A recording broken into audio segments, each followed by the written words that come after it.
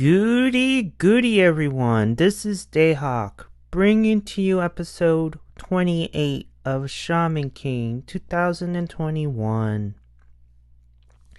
So the episode leaves off of, seeing Horo and Chocolove getting their asses whooped, trying to protect Ren with little Furioku they have, and Hang is still beating them up, while the other three, Muhammad and Pote and Necrom, stood watch.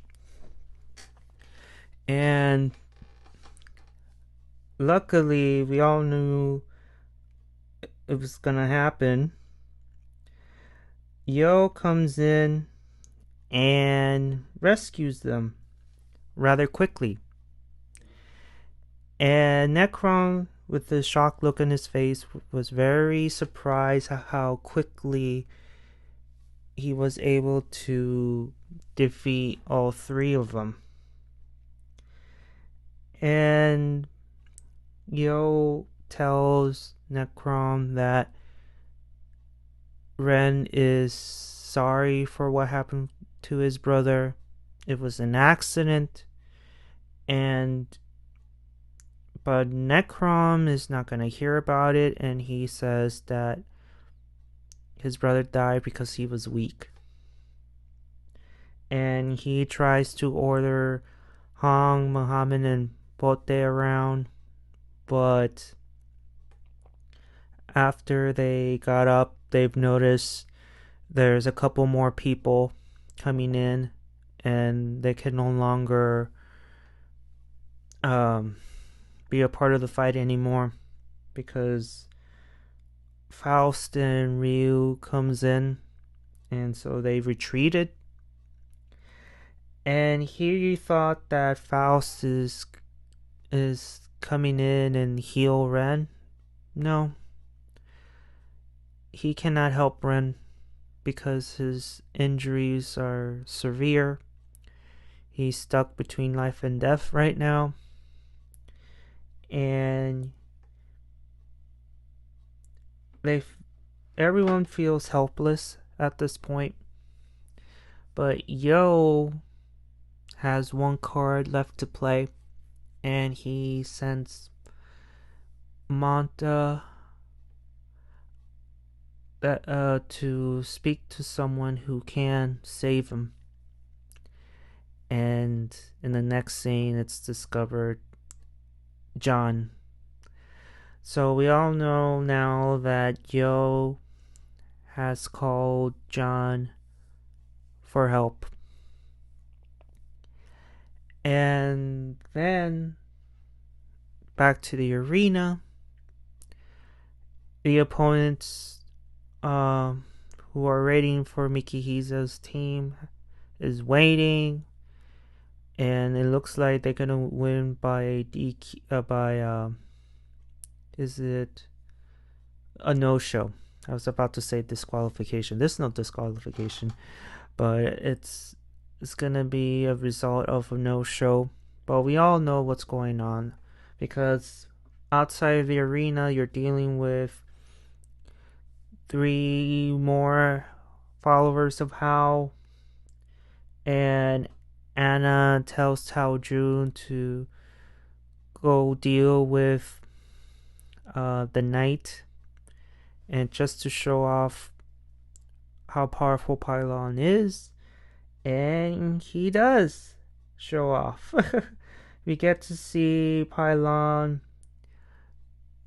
just given to the knight with his special moves, but he got punctured by one of the gauntlets.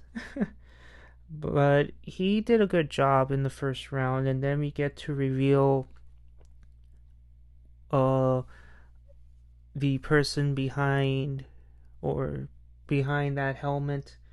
His name is Old Iron Ashcroft. And here's the thing, here's the ticker here. We never got a chance to see who was behind that helmet in the original, because if you notice, when the yo-yos were trying to attack the knight, you get to see the knight just fall apart. We never get to see the person inside, so it's almost like the parts are in, I don't know how you explain it, but it's more like a spiritual energy controlling the parts, and they go back together again as their own. And in here, it's kind of similar, but we get a chance to see the man inside the helmet. And then Pylon ends up destroying him, because you get to see Pylon just punch her through the night, and he gets destroyed. And also, Tao Jun tells everyone that she made a couple of upgrades, and Pylon is stronger than he was before. But unfortunately, Anna knows that it's not over yet, because she discovers that the mana is not like, what's the term I'm looking for? Um oh, the medium is not the armor itself. It's more of phantasm. And you can see that the armor is down, but you get to see this dark, happy face, and you see all this steam coming out from the armor, so you definitely know that it's not over yet. Now we head to this limo, where we get a chance to see Marco driving. Lyserg is in there too, Lady John, and of course Manta. And that's when Manta directly asks Lady John, what's the price for you to help Ren? And John says that Yo must withdraw from the tournament. Why? Because they view Yo as a threat, because they know that he is the twin brother of their enemy, which is Hao. And we all know that if someone follows Hao or shares a bloodline, anything that involves Hao in any way, they deem them evil and they need to be destroyed. And in this case, like I mentioned before, Yo is a threat. They don't trust him anymore because of it. And how they know about this information? Apparently they have spies of their own. They have the network. And so that's why they want him gone. And meanwhile, Yo is talking to his friends that he sent Manta to go seek out the Iron Maiden for help, because she's the only one who can save their friend. And Choco Love pretty much slaps him, saying that he's stupid. But Yo knows he has no other choice.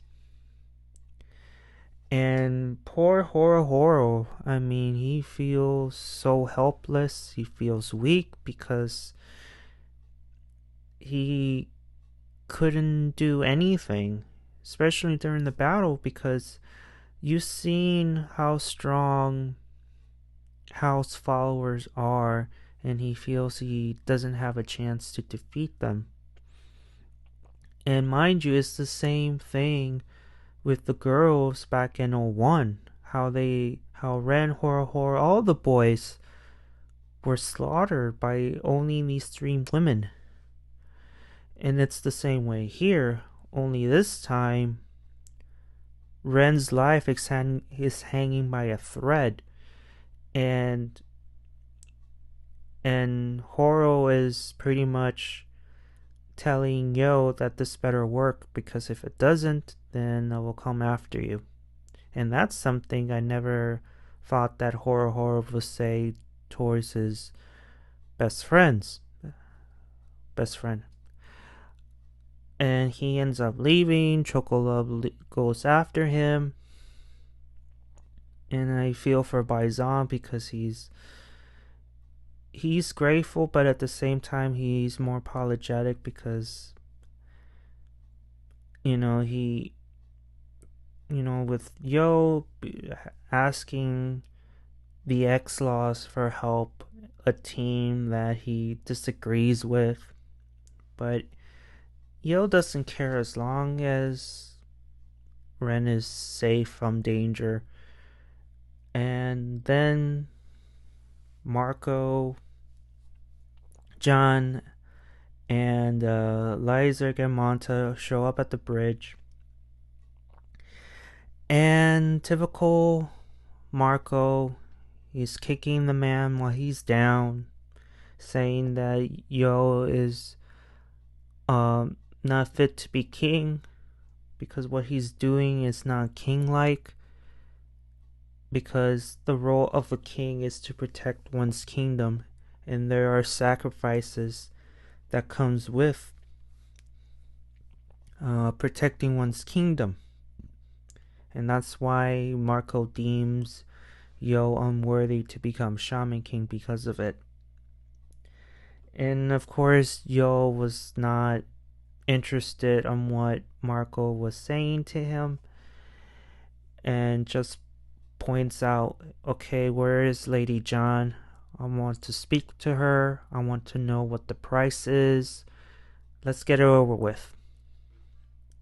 And that's when Yo realized what the price is, and just thanking his friends for being there for him, and just thanking them overall. He was just giving his farewell speech, because in the last scene you get to see Yo's oracle bell falling on the ground, meaning he is officially out of the tournament. And that's the end of the episode. Wow. I mean, obviously Yo is coming back in some shape or another in the tournament, but he's willing to sacrifice his spot in the tournament to save his friend. That's saying something, and I hope Ren is able to thank him, of course in his own way. Of course he's gonna say, you're so stupid, you should have left me for dead. He may say that, he may not, but knowing Ren, but I mean, I would have done the same thing,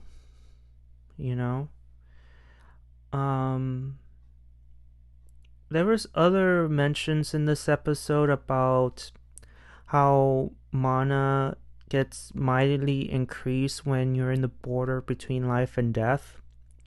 So I'm guessing that once Ren is fully recovered, his mana will increase tenfold, because something what Rekron said about mana is that if a shaman is between the border of life and death and be able to survive it, their mana gets increased and they become more powerful, which is really insane.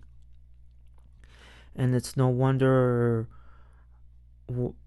how is powerful, because he's constantly dying, reviving, and be able to increase his mana to the way it is right now. Plus, he's been feasting on people's souls, which increases his mana even more.